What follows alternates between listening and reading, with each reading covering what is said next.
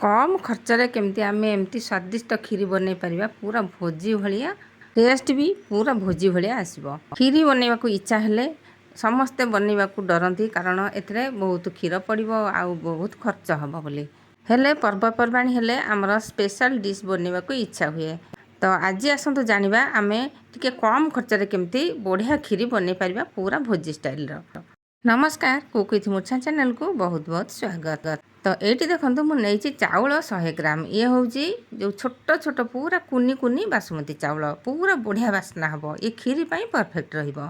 जदि घरे एमती चाउल नथिबो ताहले खुद चाउल भी नहीं पारिबे नहले नॉर्मल अरुआ चाउल भी नहीं पारिबे। हेले चाउल जदि टिके मोटा थिबो किंबा नुआ चाउल थिबो खीरी बनैबा को बहुत बढ़िया हबो। तो ये देखो मु पानी रे ताकू धोई दउची आग जहाँ सब तसु फसु थी भासी जीव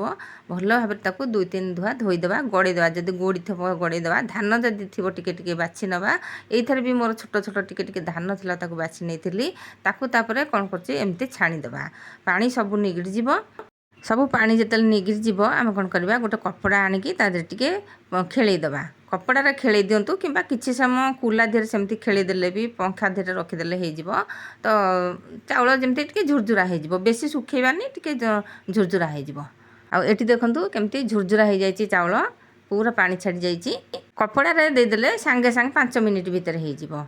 ये तो पूरा छोट छोट चाउल हेले आपको टिके खंड खंड करदेले आमको खीर करने को सुविधा हम। तो निश्चय एमती टिके खंड खंड करदेवे आउ कम समय भितर आमर खीरीटा से देखो चाउल को मुझे खंड खंड ग्राइंडर रे खाली अल्प टिके सुइच मारिबे तो बंद करदेवे बेसी समय सुइच रखिबेनी कि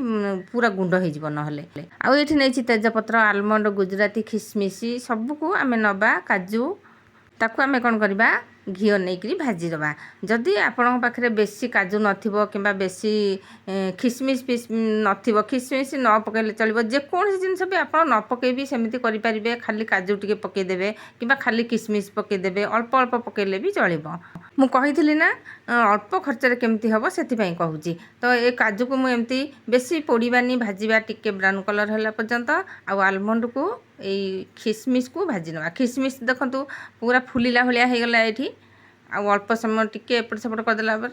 फुलिला भाया गला ताकू बाहर करना बेसी लाल जमा करवानी कारण कला पड़गले तार टेस्ट भी अलग आसो। से प्रेसर रे आमे आउ गोटे चमच घी देदेबा आ गैस फ्लेम को लोटी रखिथिबा तापरे आमे चाउल को आमे हल्का एठी भाजीबा बेसी भाजीबानी। तो ये घी तो गरम अच्छी आ गोटे मिनिट चाउल को एमती एपट सेपट करदेले चाउलटी भाजी हो तो तापर आम कौन करवा ये पानी दबा देखो चाउल एमती ही बेसी आउ भाजीबानी। तो चाउल को जब आम एमती भाजीदबा टेस्ट तो बढ़िया आसो तापर शीघ्र सीझीज चाउलटा। चाउल मुझे नहीं 100 ग्राम से ताटिया जो मापी थी अध ताटिया को टिके ऊपर होती तो पानी आम नबा से ताटिया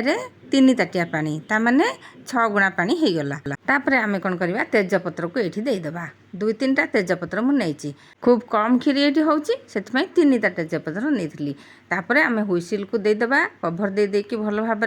प्रथम हाई फ्लेम रे रखिथिबा कभर दे सारा पर लो टू मीडियम रे रखिकी 3टा हुइसिल देबा को छाड़िबा। एपटे देखो क्षीर को फुटई नौची मार्केट को जो पैकेट क्षीर आसे से क्षीर रु मु 1 लिटर नहीं तो से आउ टिके पानी देकी गोटे ग्लास ताकू भल भाव 5 मिनिट पर्यंत फुटेली। एठी देखंतु कभर काढ़ी नहीं चाउलटा केमती सीझी जाइए बढ़िया भाव आ पूरा पानी पूरा सोक कर जाइए तापर ये से क्षीर को फुटा क्षीर को एमती अल्प अल्प देकी घांटिबा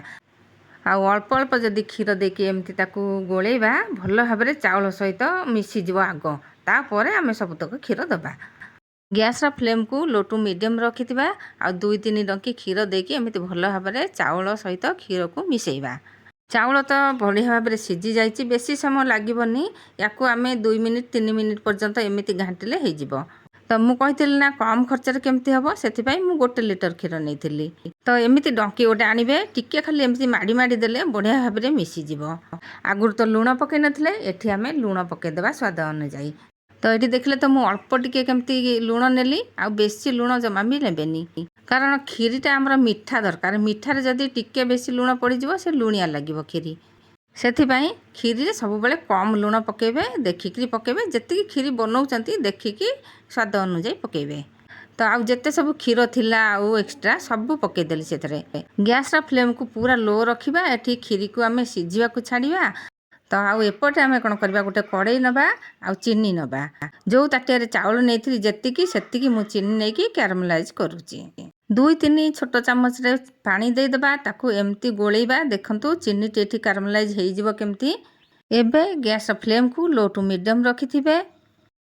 तो मुझे जी चीनी नहीं आम ठीक मीठा थिला तो जो मैंने मीठा बेसी खाती से माने आउ 2-3 चामच चीनी नेबे जेतेबेले चीनीटी एमती फेण फेण हो टिके कलर चेंज हो आसो आम कौन करवा गैस फ्लेम को पूरा लो करदेबा नहेले पोड़ीज चीनी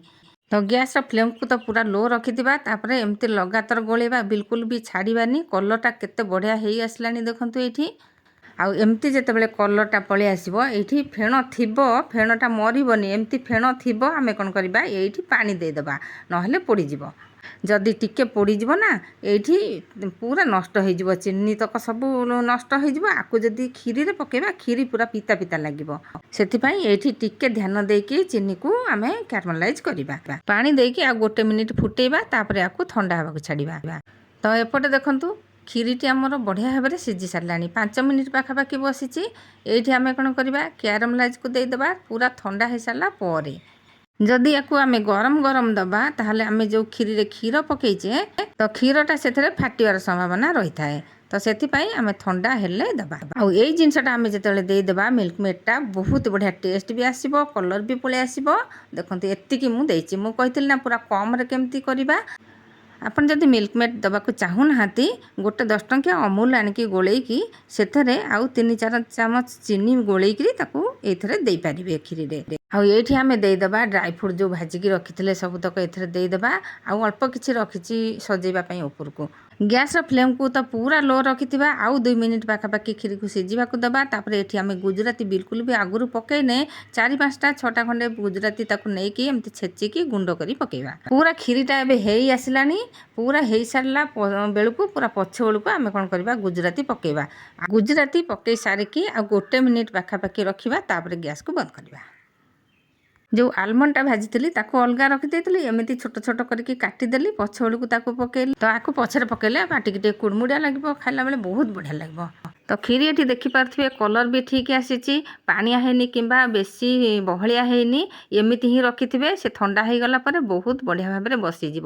तो ये देखो ठंडा हो सारा मुझे देखी केते बढ़िया भाव में बसी जाइए पूरा गोटे परस्त उपर हो जाइए बढ़िया माने बहुत बढ़िया है खीरीटी तो एबे आमे खीरी को परसिबा केते बढ़िया है देखंतु बेसी पानिया है कि बेसी काठुआ है तो आमे जेते बेले चाहिबा स्पेशल दिन मानक एमती अल्प समय रे आ अल्प खर्च रे भोजी भली खीरी आमे घरे बनै परिबा तो आज रेसिपी केमती लगला निश्चय कमेंट रे जणेबे कोड देखुचंती टिके कमेंट रे निश्चय जणातु जा फल कि मु आपनको थैंक्स जणाई परिबी आ बहुत खुशी भी हे परिबी